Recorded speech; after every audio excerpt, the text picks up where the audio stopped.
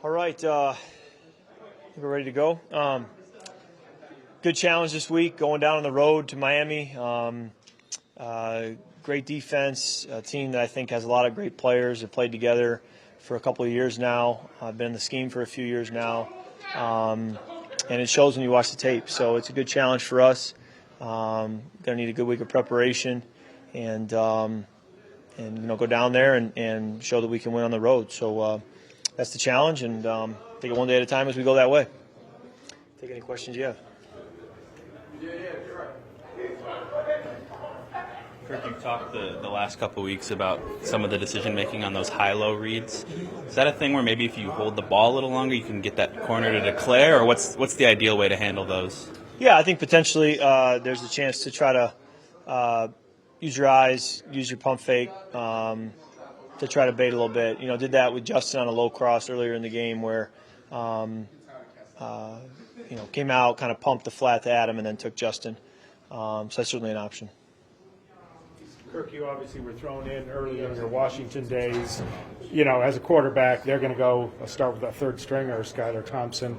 From your perspective, what's it like? You're a rookie. I know we played last week, but kind of being thrust in there early. Yeah, I think coaches always do a good job of trying to put you in a position to be successful, and you can trust your training and go play. And I think guys around you as well know to be there and help you and help make up that difference if there's that lack of experience.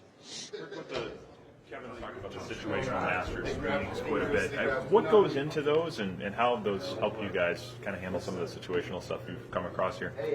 Yeah, you see it around the league every week, end of half, end of game, situations that arise. Most of them tend to be at the end, with the clock and the number of timeouts, and it certainly has shown up for us a couple times at the end of the half, trying to get a field goal, with a down clock or a down timeout.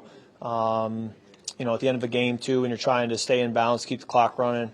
So there's all those pieces to be situationally aware of because, what you're coached to do normally, now because of a situation, it's the inverse. So, for example, if you're, up by, let's say you're up by 1 and you have the ball and you are, within maybe a minute left, they may let you score.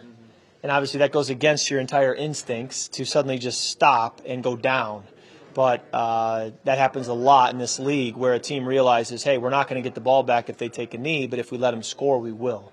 And so you have to be trained to know the situation, know that, hey, now we're in a different situation. Dalvin, if you break through the line here, go down, do not score. And so you have to train that because it goes against your normal instincts. Is the training come more in the classroom or is it more on the field? Both. You walk through it, you talk about it, you have meetings, you see clips of where it went poorly for a team, you see clips of where a team handled it well, and you just keep, sort of marinating on all those topics so that eventually it soaks in. Along those lines, Kirk, when you guys get the ball with like 9.5 minutes left or so in the fourth quarter and you're down, is there any part of you or Kevin talking to you that you see how much clock you can drain on the way to trying to take the lead, or is it too much time out to be doing that? I think 9.5 minutes is just too much time. There's too much football left. So. You guys have been described as kind of being on the edge of their seats for those situational masters meetings. Have you seen kind of like, you've got to be on those all the time as a QB, but like other position groups really getting into it? Yeah, I think it's not only position groups, quarterback. I think it's coaches. We've all got to kind of be on the same page, and they come up every week, and they're the difference in winning and losing across the league. Ryan Cordell kind of helps lead that meeting. There's some weeks where, he has too much material, where he has to pare it down because what happened the previous week around the league, there was just so much to pull from.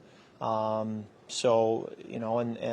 it's great to learn from. It's great to talk about it. You get what you emphasize. In coaching and sports, you get what you emphasize. So when you emphasize it enough over time, you expect to become a great football team situationally. You don't emphasize it, now you're leaving it up to chance. And so I think that meeting is all about, we believe that you get what you emphasize, so let's emphasize it and expect then in the long run to get that over and over. Hey, Kirk, this offense seems pretty committed to using Irv and Johnny in that tight end group. How does that help you guys to have their complementing skill sets in that offense? Yeah, I think, and Ben Ellison as well, I think the tight end position in general, it just gives you a lot of versatility and can to the defense, you're not giving anything away. They don't know, how you're going to use those guys. So, Johnny's a very versatile player. Irv obviously is as well, and so I think it's great to have them on the field and try to keep defenses guessing. That's what we're about to do. Patrick Peterson. Nice first down, run for a first down and 3rd and 5, and the sneak. You think you're underrated using your legs? I don't know. I think I'm maybe a little more capable to run than I give myself credit for, or than maybe that I tap into. So I've always kind of gone back and tried to study, how can I be more of a runner? But honestly, it's a razor's edge, because you start to be that guy. Are you staying healthy? Are you missing open people? Or is Justin Jefferson Anfield not getting the ball anymore because you're running?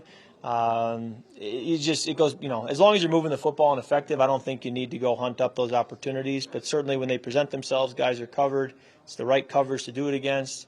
Certainly you want to instinctively be ready to take off and go make a play. So it's an area of my game that I'd love to tap into a little more. But I've been saying that for a few years now, and I think ultimately you just got to play the way you know how to play. Patrick Peterson said with every win, regardless of the situation, the stakes probably go up with the doors that wins may open up. You kind of subscribe to that, where you get that momentum and some things that might be possible if you don't have the wins or start to open up? I think you're just 1-0 every week. The last 4 seasons here, I think we were, in the 3 years we didn't make the playoffs, we were probably 1 win away in each of those years from making the playoffs. So, regardless, you come down to week 18, week 17, you win a game, you know that the season's riding on it. And once you get in the dance, you're in the dance. And so certainly you'd love to have a bye, you'd love to have home games, but, whether you're, in the right, home or bye, you still are playing, you got to go prove it. So I think, you go out, you try to go 1-0 every week and see where the dust settles, and understand that you put yourself in a better position as you can stack up some wins. Kirk, what are your thoughts on them adding another level to the concussion protocol because of what happened to Tua? Yeah, I haven't even really studied. I don't even know what the deal is there, but I know every year this game keeps getting safer, and they keep finding ways to help players and protect players, and hopefully prolong guys' careers and their life after football. So I think it's trending in the right direction. Did you see the roughing call Monday night, and then the roughing call on Brady that were controversial? I didn't see the Monday night one. I saw briefly the clip on Grady Jarrett with Tom. Do you like that? I mean, as a quarterback, I'm sure you like that they're looking out for you more, but could it impact the game if they go overboard in protecting the quarterback? I think the calls, are kind of in and of themselves. They're kind of in a vacuum. So you get that call, but then maybe that same exact play happens in a different setting and it's a different call. And I think pass interference can be very similar, defensive holding, where you say, okay, in that moment that got called, but in this moment it didn't. I think that's just the nature of, it's not perfect, and you just got to play and try to find a way to have more points to their team at the end, and know that calls sometimes are going to go your way, sometimes they're not. I think we've seen that both ways and lived that, and you just try to play through it. Do you feel more protected now by the rules and the calls than maybe when you started your career? Has it evolved? Yeah, I don't know exactly where the rules were when I started my career. I know the big one is when they land on you. When a 320-pound man lands on you and you're falling from several feet in the air and he's on you, it's going to be tough to stay healthy in those moments. So the fact that they're saying, hey, you have to, when you hit him, you have to sort of roll off, I think that is one that strategically will prolong quarterback seasons and quarterbacks' careers, because it's inevitable that you're going to get drilled in the chest as you throw it. And if they then can land on you and they're big guy, yes, that's sustainable. That's the one that I think was a win for the quarterbacks. Kirk, what have you seen from Garrett this year? I think he's taken another step as a player, as a leader. He's done a great job with his hands and with his calls, his communication. I think the old linemen have really seen just a guy who's enjoying coming to work every day, working really hard, and doing a great job. Just to follow up on the running thing, you haven't had any recent talks with Fran Tarkenton, have you? I haven't, and I bet if we had, he would emphasize, hey, take off and run, make a play here and there. The key is it stresses defenses when they have to account for the fact that this guy may run, and so I think that's the thing too, is to put it in the defensive coordinators and the defensive players' mind that he may take off here, and we've got to account for that. So you've seen all different styles have success in this league. Guys who are never going to run go off and have tons of success. But if you can do it, and if it's something you can threaten a defense with, I think it doesn't hurt. How much do you have to run in order to make defenses account for it? Well, you convert a third down in a game. It's got to make you think about the next third down, I would think. So probably not a ton, but enough to have a meaningful difference in the game. All righty, thanks, guys.